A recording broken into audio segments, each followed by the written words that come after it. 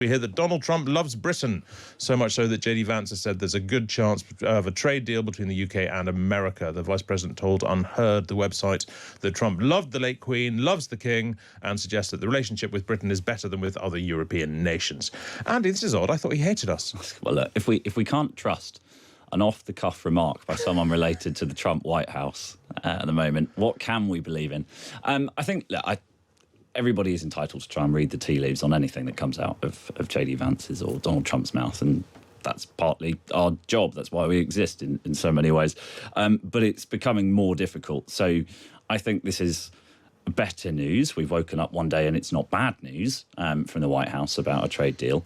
But I think anyone hanging their hat on this is probably being overly optimistic. What this will come down to fundamentally is whether Trump can tell America that he's signed a deal, that he's got a deal that's in their interests. And if the UK happens to win and benefit from that, then all the better. But it's not going to shape the future of this deal because JD Vance thinks that Trump likes playing golf in Scotland. Well, I mean, I was speaking to Michael Gove last week for How to Win an Election, reminded him that when he interviewed Trump in 2017, they were talking about how a trade deal with Britain was just around the corner. It's been a long time coming. You sort of suspect it might be forever coming? I think it's definitely one of those things that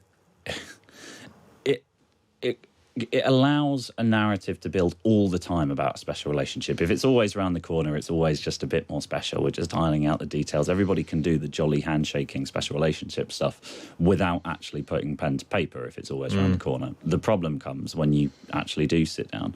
The one thing I did think was interesting in Vance's comments was that he is increasingly drawing a distinction between the Europe that he dislikes, which is most of it, and then the UK, France and Poland. Yeah. Those countries that he sees as pulling their weight, particularly with regards to defence spending. Europe with guns. Basically Europe with guns. Now, that may make us feel better. I doubt it's going to improve the mood if you were sat in Vilnius in Lithuania or in Riga or in Tallinn this morning when you're staring at the Russian border and you haven't got the guns because you can't afford them. But there is, I guess, I suppose, from our perspective, a chance that we can leverage the Europe with guns side of things towards a better trade deal. It's basically an effort by Vance and by the White House to marginalise Germany, I suppose, because Germany is the power in Europe that they worry about the most in terms as a competitor, I suppose. Well, look, we're going to be speaking to the journalist who interviewed JD Vance for Unheard in the midday update, so do stick around for that. Andy, on the front page of the Times today, there's the news that the Energy Secretary, Ed Miliband, encouraged Chinese involvement in key parts of Britain's critical infrastructure, particularly energy infrastructure, less than a month before the government seized control of British Steel. The Industry Minister, Sarah Jones, spoke to Times Radio Breakfast this morning.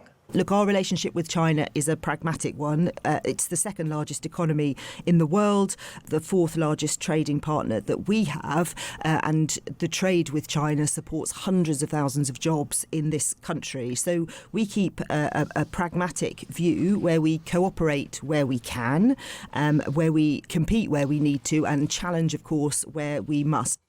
It's a bit of a roller coaster, this, Andy. Like, one moment it's a great triumph that we're close to China, the next it's a disaster. You know, you can understand where Ed Miliband's coming from, that we need investment in our net zero, in our green infrastructure, in our energy infrastructure. But then China's the great villain who's shutting down our power plants and wants to take over everything. It's difficult, lemon difficult, to borrow a phrase from the thick of it. There is no easy way of dealing with China. We were talking about a very unpredictable superpower in Washington. There is a very predictable superpower in Beijing.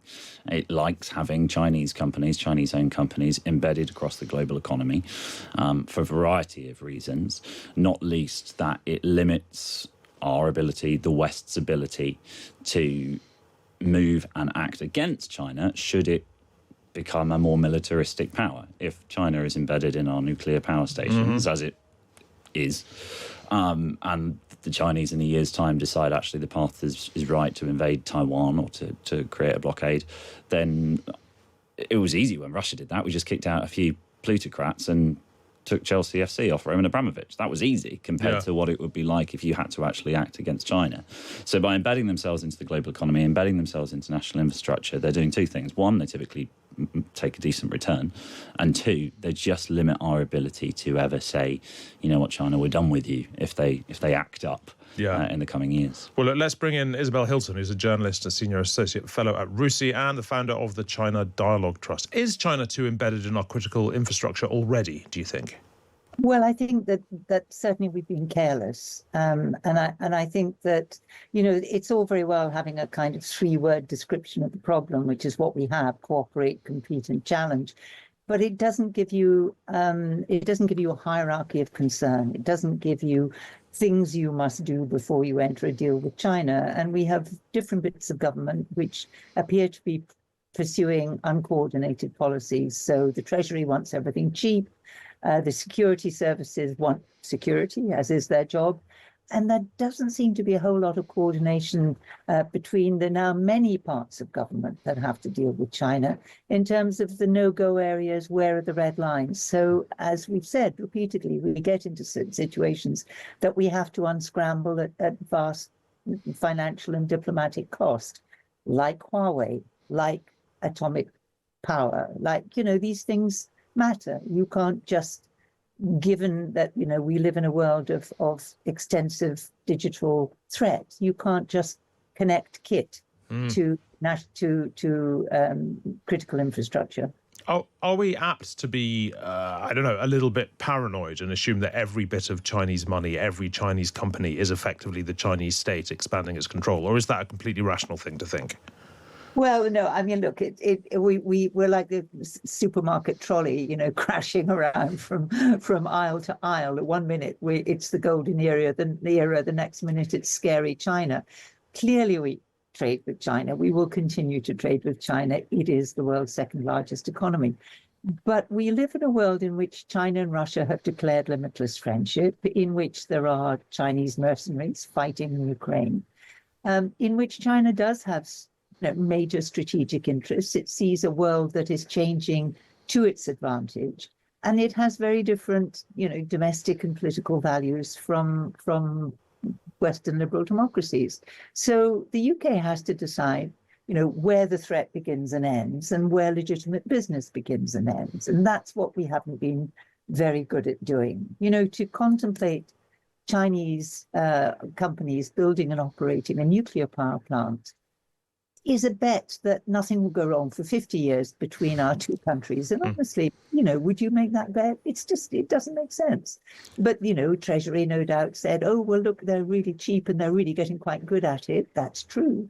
But there are other things to weigh in the balance. And we don't seem to have been very wise at or very committed to spending a little bit more money for the country to be a bit more secure. And it does sound a bit paranoid, but for example, electric vehicles in China, if you drive a Tesla, there are places you're not allowed to drive. You're not allowed to drive in a town where Xi Jinping is visiting. You're not allowed to drive near a military base. Why? Because China understands that electric vehicles remain connected. And since they are connected, they have a power of disruption, which could be very useful in a moment of tension. So it's that kind of consideration. We're not really having those conversations, I don't think. Where does this leave net zero? Because Labour's pledge to decarbonise the British power system by 2030 means we're going to need a lot of tech, and ideally cheap tech, rather than making our own expensive tech, particularly solar farms, but not just solar farms. Can we do this without relying on China, like even more so than we do at the moment? Well, again, it depends how much we're willing to invest. I think, and I don't think we should spend money unwisely. China has pretty much annihilated the competition in solar panels, although in the United States, under the IRA, at some considerable expense, they have revived their solar panel industry. They're paying a lot more for it. But I think that some of this is a technical problem. You can, I have Chinese solar panels on my roof, and I don't think I'm going to bring down the government. But if you're connecting an offshore wind farm, you're connecting to the national grid, and it has inverters, which again stay connected. It's the digital threat landscape. So somebody can manipulate and control that wind turbine, and actually that's a necessary part of its operation, that someone can control it. So the question is, okay, who can control that wind farm, and how do we put in safeguards to ensure that in the case of a crisis between China and the United States, the control of that wind farm does not become a weapon in the hands of a malevolent actor? So, if you're going to have a Chinese wind farm, let's look at, what safeguards we can build in to ensure that it doesn't become a threat. And that's what China does. Look, Look at what China does. Isabel, finally, China's President Xi Jinping has called on Vietnam to oppose unilateral bullying to keep up a global system of free trade. He's been in Vietnam. He stopped short of naming the US, but that's obviously who he was talking about. Do we know how his trip to Vietnam is going, and how significant is that Chinese outreach to Vietnam? Because Vietnam has traditionally been quite wary of China. It has. Vietnam understands you can't change geography. China's a very big country. They fought, and the last war that China fought was with Vietnam, and they didn't do very well. So the fact that, and they have a very active dispute in the South China Sea. So the fact that Xi Jinping is visiting, that they signed 40 agreements, that Chinese manufacturing has moved to Vietnam and in quite large scale recently, the fact that we now have Vietnamese and Chinese Navy doing limited joint patrols in certain parts of the South China Sea is a testament to the success of China's outreach. Vietnam will always remain cautious about China, but part of that caution, part of what Vietnam did was to balance its interest in China with the kind of protection of the United States. And one of the very damaging things that Trump is doing is alienating all those allies and making them feel unsafe in standing up to China.